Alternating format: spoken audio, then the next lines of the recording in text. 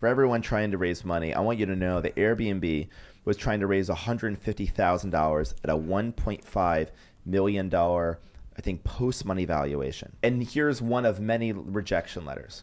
Hi, Brian. Apologies for the delayed response. We've had a chance to discuss internally and unfortunately don't think that it's right for fill-in-the-blank investment firm from an investment perspective. The potential market opportunity did not seem large enough for a required model. I want you to just put in this perspective. Airbnb handles nearly as much money as the entire GDP of the country of Croatia. One in about every $1,500 spent in the world, about $1 spent on Airbnb.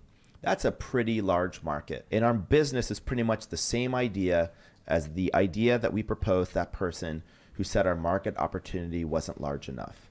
So there's probably a myriad of lessons in that, aren't there? And I think that it's a reminder that the world doesn't just change, or at least it doesn't just transform towards our dreams, ideals, and ambitions. That requires certain types of people.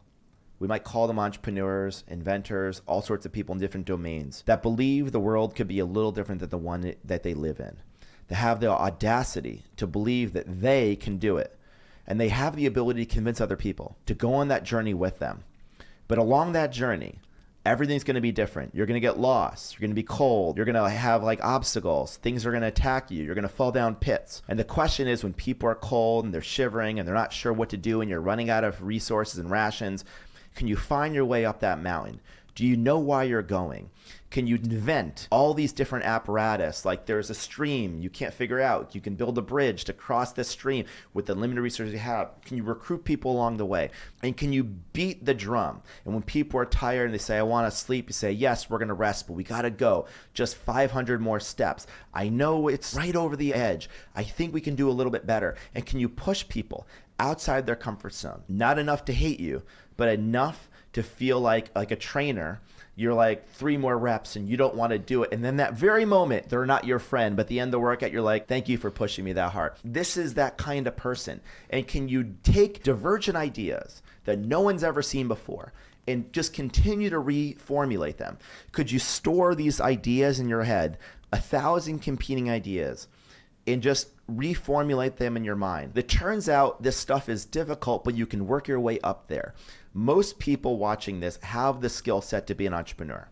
Not everyone has the skill set or the desire to run a giant company. I don't think everyone needs to do that, but a lot of people have the skill set to do something, to start something. This is what you need to get up the mountain.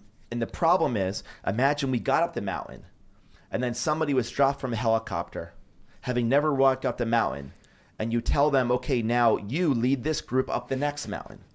Can you imagine how hard it'd be for that person to drop from the sky? Or maybe they joined a third of the way up the mountain, but they weren't there at the very beginning. You see, a founder brings 3 things that a professional manager doesn't have. The first thing a founder has is they're the biological parent.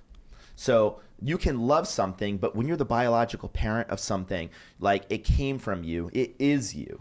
There's a deep passion and love. The second thing a founder has is they have the permission. Like, I can't tell another child what to do, but if they were my child, I probably could. I have the permission. I could rebrand the company and a professional manager would probably come and say, I can't do that. But I know how we named it. I know how we branded it. So you know what you can change. And the third thing that a founder brings is you built it, so you know how to rebuild it. You know the freezing temperature of a company. You know what temperature it melts. You're not just managing it, you're building it. The problem is professional managers typically don't have any of those 3, at least not in the abundance of founders. But the problem with founders, there's 2 problems. The first is most of them cannot scale to run a giant company. And even if they do, the last problem is they don't live forever. And companies, great companies, usually want to live longer than humans do. And so therefore you end up with the inevitable challenge that Disney and Steve Jobs had, which is succession planning. I think that if you want the world to change, we need more entrepreneurs. We need more founders.